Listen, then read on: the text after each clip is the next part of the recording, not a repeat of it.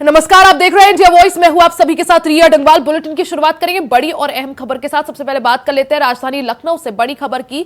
सपा और कांग्रेस गठबंधन से जुड़ी ये बड़ी खबर। उपचुनाव के लिए सपा और कांग्रेस में सहमति बन गई है। सपा ने कांग्रेस को उपचुनाव में 2 सीटें दे दी है। जी हां, समाजवादी पार्टी और कांग्रेस के बीच यूपी उपचुनाव को लेकर सहमति बनती हुई नजर आ रही है। समाजवादी पार्टी ने कांग्रेस को 2 सीटें देने के लिए सपा राजी हो गई है। गाजियाबाद और खैर विधानसभा सीट कांग्रेस के पास गई है। यूपी में 9 विधानसभा सीटों पर उपचुनाव होना है, जिनमें से अगर बात करें इन 9 में से 2 सीटों पर अब फिलहाल सहमति बन गई है। समाजवादी पार्टी 2 सीटें कांग्रेस को देने के लिए मान गई है। इन 2 सीटों में गाजियाबाद और खैर सीट शामिल है। तो यूपी में उपचुनाव की हलचल के बीच अब सीट शेयरिंग को लेकर उलझे हुए तार भी सुलझते हुए नजर आ रहे हैं। समाजवादी और पार्टी और कांग्रेस गठबंधन से जुड़ी ये बड़ी खबर आप सभी को बता दें, जहां उपचुनाव के लिए सपा और कांग्रेस में सहमति बन गई है। जी हां, समाजवादी पार्टी और कांग्रेस के बीच पहले सीट शेयरिंग को लेकर, सीटों को लेकर पेच फंसा हुआ था, जो कि अब सुलझ गया है। समाजवादी पार्टी कांग्रेस को 2 सीटें देने के लिए राजी हो गई है। हालांकि कांग्रेस 4 सीटों की डिमांड कर रही थी, लेकिन अब समाजवादी पार्टी और कांग्रेस दोनों के बीच ही सहमति बन गई है। समाजवादी पार्टी 9 सीटों में से 2 सीटें कांग्रेस को देने के लिए राजी हो गई है। इसमें गाजियाबाद और खैर सीट शामिल है।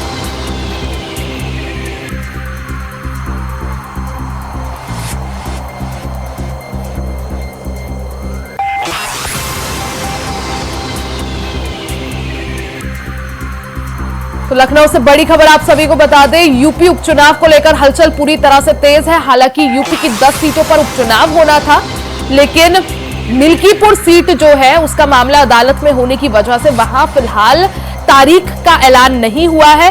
चुनाव आयोग ने मिल्कीपुर के लिए चुनाव की नोटिफिकेशन जारी नहीं करी है, जिसके बाद अब यूपी में 9 सीटों पर वोटिंग होनी है। 13 नवंबर को यूपी की 9 सीटों पर वोट डाले जाने हैं। ऐसे में समाजवादी पार्टी और कांग्रेस के बीच जो सीटों को लेकर उलझे हुए तार थे, वो फिलहाल सुलझते हुए साफ नजर आ रहे हैं।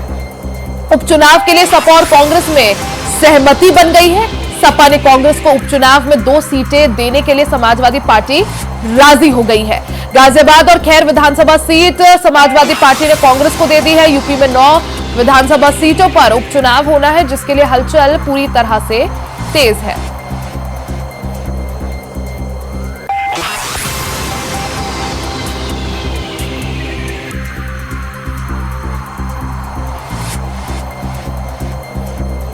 तो सपा और कांग्रेस गठबंधन से जुड़ी ये बड़ी खबर, जहां उपचुनाव के लिए सपा और कांग्रेस में अब सहमति बन गई है। सीधा रुख कर लेते हैं मोहम्मद आसिफ का। आसिफ, क्योंकि पहले यही समझा जा रहा था कि सीटों को लेकर कई सारे जो तार थे वो यूपी में उलझे हुए थे।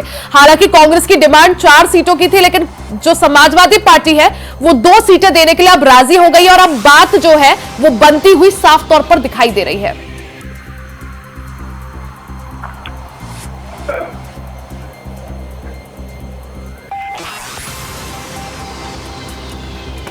तो उपचुनाव के लिए सपा और कांग्रेस में सहमति बन गई है। सपा ने कांग्रेस को उपचुनाव में 2 सीटें देने के लिए समाजवादी पार्टी राजी हो गई है। हालांकि कांग्रेस 4 सीटों की डिमांड कर रही थी, 4 सीटों पर अपना दावा ठोक रही थी, लेकिन अब समाजवादी पार्टी और कांग्रेस के बीच सीटों को लेकर सहमति बन गई है। जी हां, उपचुनाव में 2 सीटों पर यह सहमति बनी है, यानी समाजवादी पार्टी कांग्रेस को 2 सीटें देने के लिए राजी हो गई है। इसमें गाजियाबाद और खैर सीट शामिल है।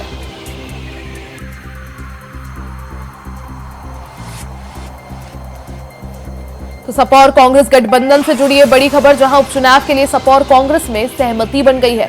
सपा ने कांग्रेस को उपचुनाव में 2 सीटें दी है। गाजियाबाद और खैर विधानसभा सीट कांग्रेस के पाले में गई है। यूपी में 9 विधानसभा सीटों पर उपचुनाव होना है।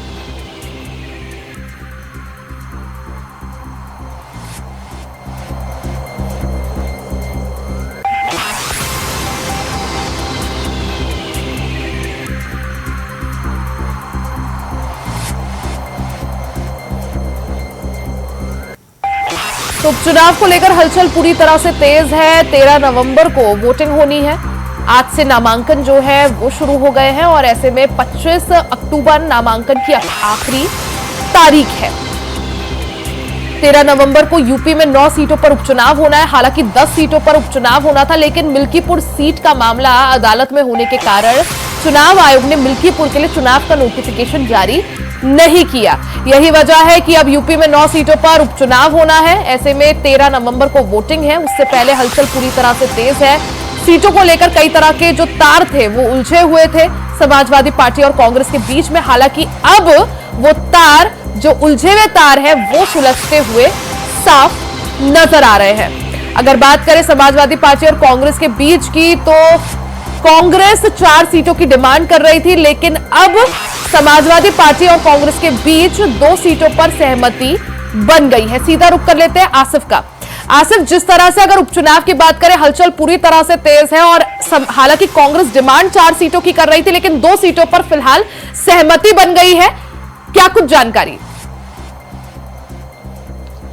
सीट शेयरिंग को लेकर लगातार एक फंसा था, क्योंकि सूत्रों ने यह दावा किया था कि 4 या 5 सीट पर कांग्रेस चुनाव, अपने प्रत्याशी चुनाव लड़ाना चाहती है। लेकिन जिस तरह से हरियाणा चुनाव हुआ, जम्मू कश्मीर हुआ, इसके बावजूद भी जिस तरह से कांग्रेस ने हरियाणा और जम्मू में सपा को सीटें नहीं दी, लेकिन कहीं ना कहीं समाजवादी पार्टी ने अपना दिल बड़ा किया और यूपी के चुनाव में 2 सीटें, यानी कि गाजियाबाद और खैर सीट कांग्रेस को दे दी है। और पूरी रणनीति के तहत समाजवादी पार्टी 10 सीटों पर कब्जा करना चाहती है। हालांकि मिल्कीपुर सीट की बात करें तो यहाँ पर अभी पेट फंसा हुआ है। और किस तरह से सपा प्रमुख अखिलेश यादव और समाजवादी पार्टी उपचुनाव को लेकर पूरी प्रतिष्ठा बना ली है। और वही दूसरी तरफ अगर बात करें तो बीजेपी के लिए बड़ी चुनौती दिख रही, क्योंकि लोकसभा चुनाव परिणाम आया और लोकसभा चुनाव में समाजवादी पार्टी को 37 सीटें मिली। तो कहीं न कहीं अब सीएम योगी आदित्यनाथ ने उस चुनाव की 10 सीटें जो है अपने हाथ में ले रखी है। लेकिन कुछ ऐसी बातें हैं जो सिमिलर दिखाई दे रही हैं, क्योंकि अगर बात करें सपा की तैयारियों की, तो सपा पूरी तरह से जो संगठन है एक्टिव हो गया है। और उसी तर्ज पर अगर बात करें बीजेपी की, तो बीजेपी की लगातार बैठकें चल रही है। हमारे साथ मौजूद हैं प्रदेश अध्यक्ष सपा श्यामलाल पाल जी, तो बात करने की कोशिश करते हैं कि किस तरह से सीट शेयरिंग हुई और सीट शेयरिंग में दोनों के बीच सहमति बन चुकी है और जो 2 सीटें कांग्रेस को मिली है। क्या कहते हैं, क्या है?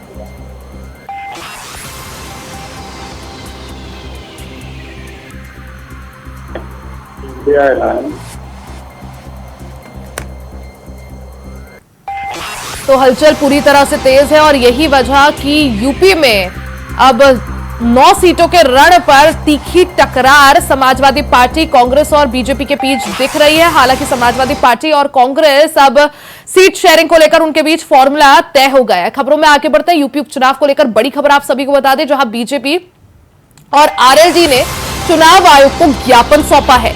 13 की जगह 20 नवंबर को चुनाव कराने की मांग यहां की गई है।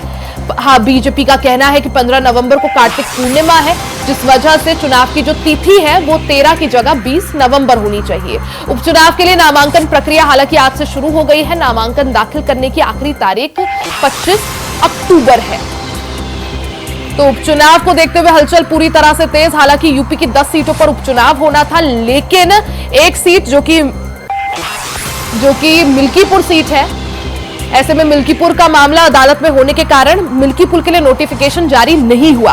वहीं दूसरी तरफ उपचुनाव की गहमा-गहमी के बीच भारतीय जनता पार्टी और बीजेपी की सहयोगी आरएलडी ने चुनाव आयोग को ज्ञापन सौंपा है। ज्ञापन में यूपी में उपचुनाव की तारीख बदलने की मांग की गई है।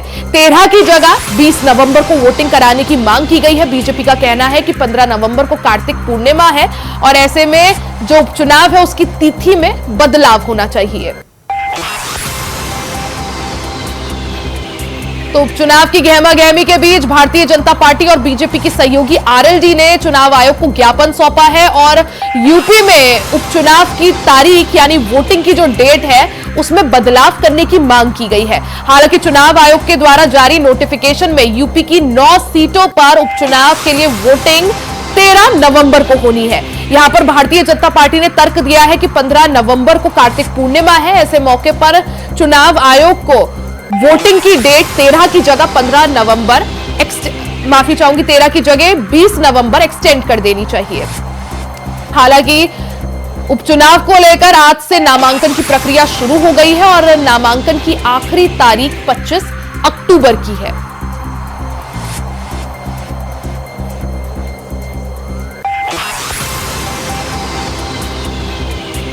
तो उपचुनाव को देखते हुए हलचल तेज। ऐसे में भारतीय जनता पार्टी और उसकी सहयोगी आरएलडी ने चुनाव आयोग को पत्र लिखकर ज्ञापन सौंपा है।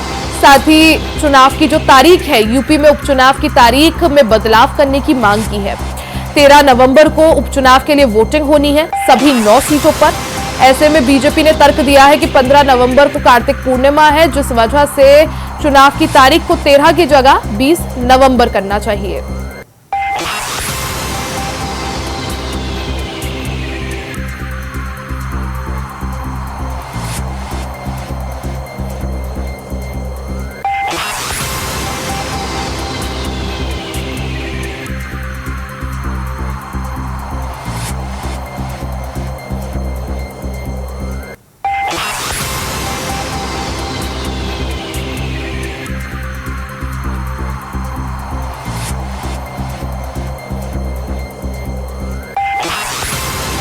तो यूपी उपचुनाव को लेकर बड़ी खबर, बीजेपी और आरएलडी ने चुनाव आयोग को ज्ञापन सौंपा है। 13 की जगह 20 नवंबर को चुनाव कराने की मांग की गई है। बीजेपी का कहना है कि 15 नवंबर को कार्तिक पूर्णिमा है और ऐसे में उपचुनाव की तारीख को 13 की जगह 20 करना चाहिए। उपचुनाव के लिए नामांकन प्रक्रिया आज से शुरू हो गई है। नामांकन दाखिल करने की आखिरी तारीख 25 अक्टूबर है।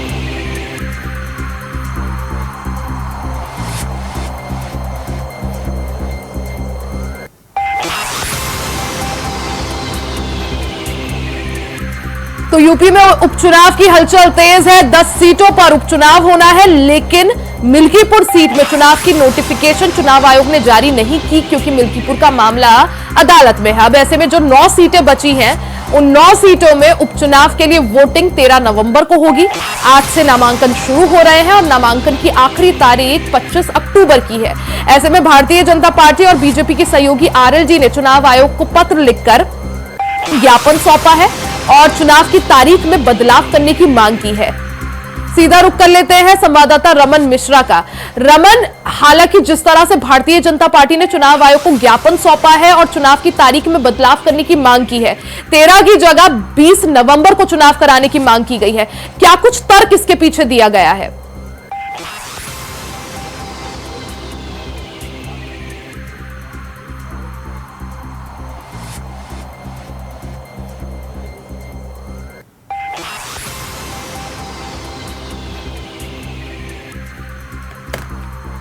तो उपचुनाव को देखते हुए गहमा गहमी पूरी तरह से तेज है। यूपी में 10 सीटों का ये रण और कहीं ना कहीं इस उपचुनाव को सेमीफाइनल के रूप में भी देखा जा रहा है। लोकसभा चुनाव के बाद ये पहली दफा होगा जब यूपी में चुनाव हो रहे हैं और ऐसे में ये उपचुनाव इसलिए भी महत्वपूर्ण क्योंकि लोकसभा चुनाव के बाद जो नतीजे आए उसको देखते हुए उपचुनाव काफी कुछ स्थिति जो है साफ कर देंगे और बड़ा संदेश देने की कोशिश करेंगे।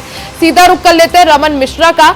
रमन, जिस तरह से यूपी में 13 नवंबर को उपचुनाव के लिए वोटिंग होनी है, भारतीय जनता पार्टी ने चुनाव आयोग से मांग की है कि 13 की जगह अब 20 नवंबर को वोटिंग कराई जाए। इसके पीछे जो तर्क कार्तिक पूर्णिमा का दिया गया है, असल बात यही है या महज ये समझे कि चुनाव की तैयारी को देखते हुए यहां पर डेट एक्सटेंशन की मांग?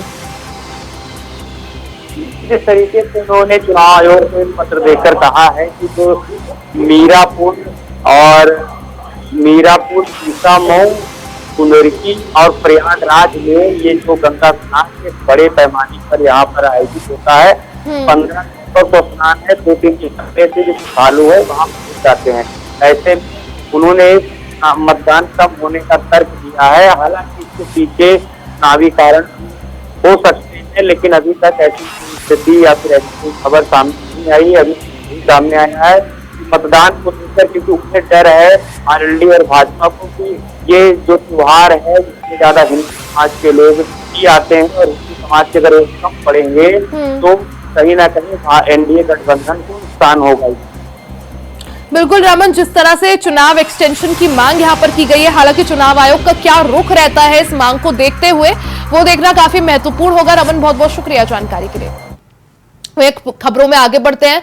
बहराइच हिंसा में रामगोपाल मिश्रा की हत्या से जुड़ा है पूरा मामला, जिसमें आरोपियों की गिरफ्तारी के बाद अब अलर्ट जारी कर गया है। आज जुम्मे की नमाज को लेकर सतर्कता बढ़ाई गई है। सुरक्षा के मद्देनजर अतिरिक्त फोर्स भी तैनात की गई है।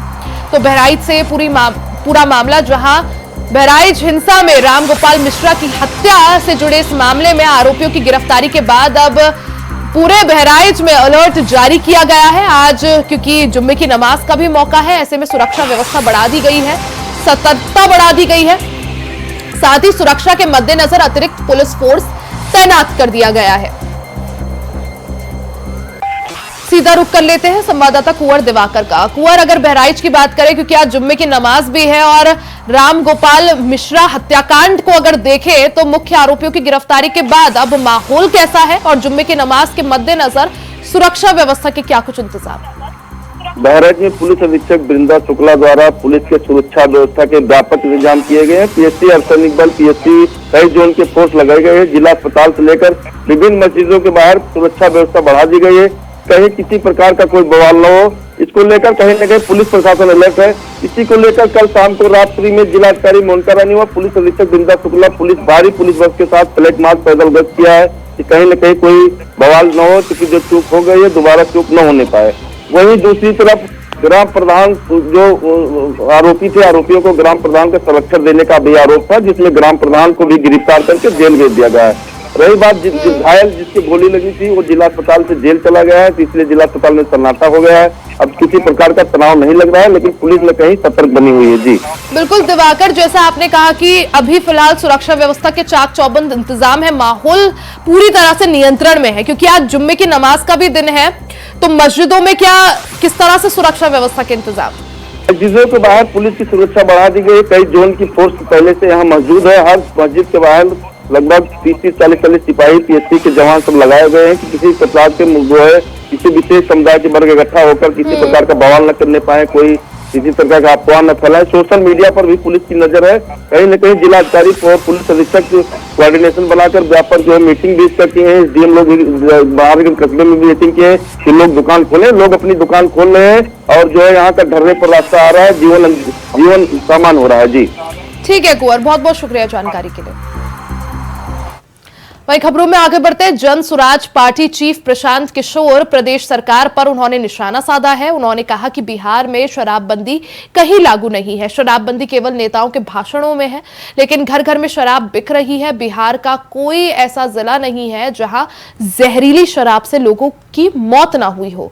बहुत सी घटनाओं की रिपोर्ट भी नहीं हुई है। सरकार को यह समझना होगा कि शराबबंदी सिर्फ दुकानों पर ही बंद है, बाकी बिहार के हर घर में शराब बिक रही है। 10 की शराब 100 में और नौकरी बिक रही है। इसका फायदा यहाँ के अधिकारियों को हो रहा है, इसका फायदा यहाँ के भ्रष्ट नेताओं को हो रहा है।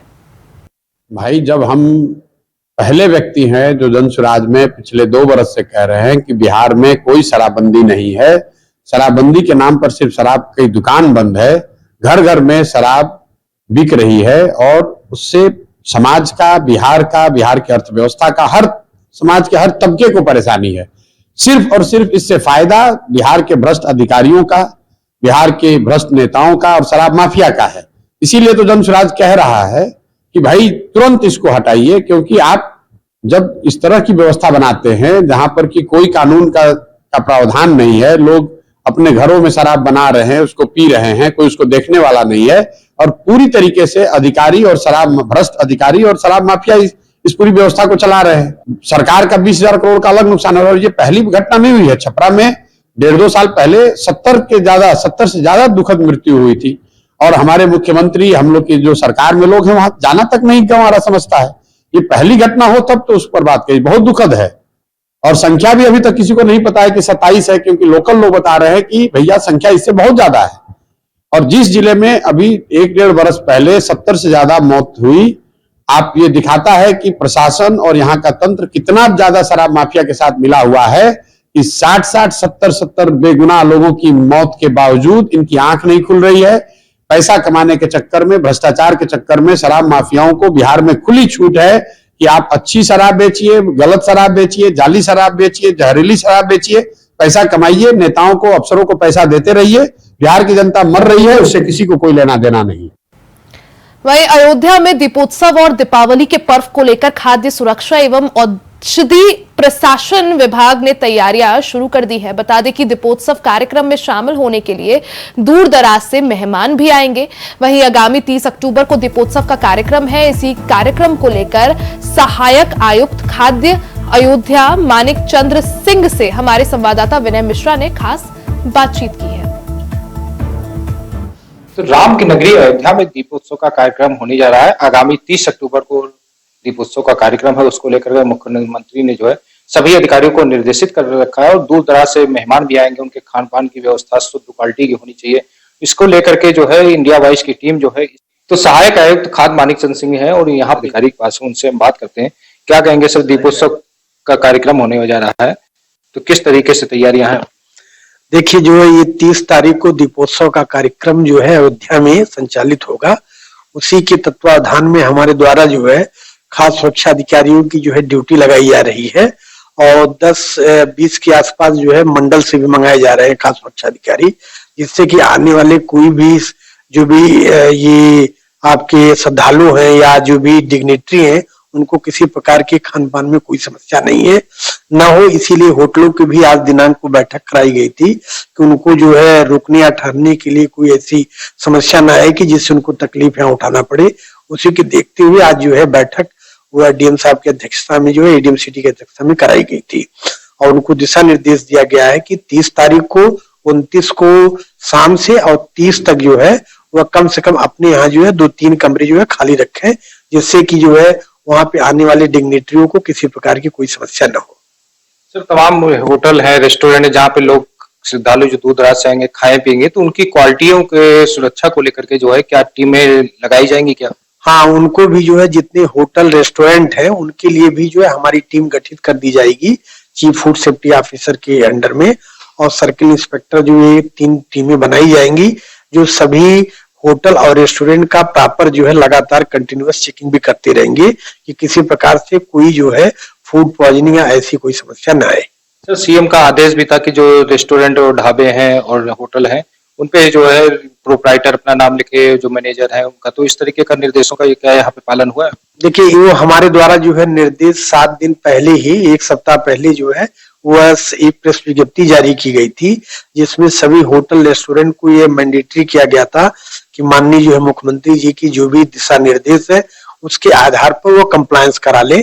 तो संभवतः जो है मैक्सिमम लोगों ने करा लिया है और भी एक टीम हमारी बनाई जा रही है जो उसकी रीचेकिंग करेगी कि कहां पर नहीं है तो उनको कंप्लायंस करा लिया जाएगा। सर, दीपावली का त्योहार भी आ रहा है तो मिठाई की क्वालिटी और तमाम तरीके के मावा जो बाहर से आते हैं तो उनकी रोकथाम के लिए क्या उपाय करेंगे, क्योंकि सेफ्टी को देखते हुए?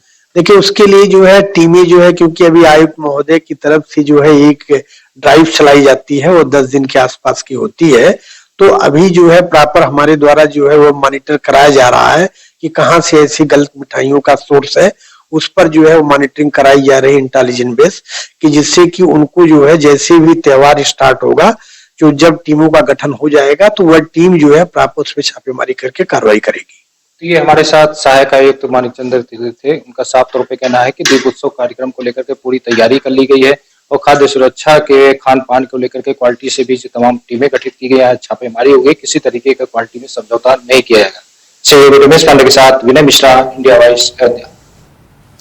खबर कानपुर से है, जहां नाबालिग की हत्या मामले में परिजनों ने पुलिस पर मारपीट कर शव उठा ले जाने का आरोप लगाया है। परिजनों ने कहा है कि पुलिस की पिटाई से मृतका की बड़ी बहन भी घायल हो गई।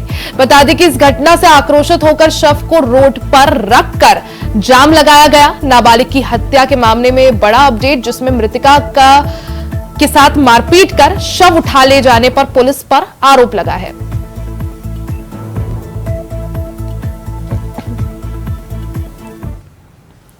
इसी के साथ इस बुलेटिन में फिलहाल के लिए सिर्फ इतना ही। खबरों का सिलसिला जारी रहेगा, बने रहे हमारे साथ।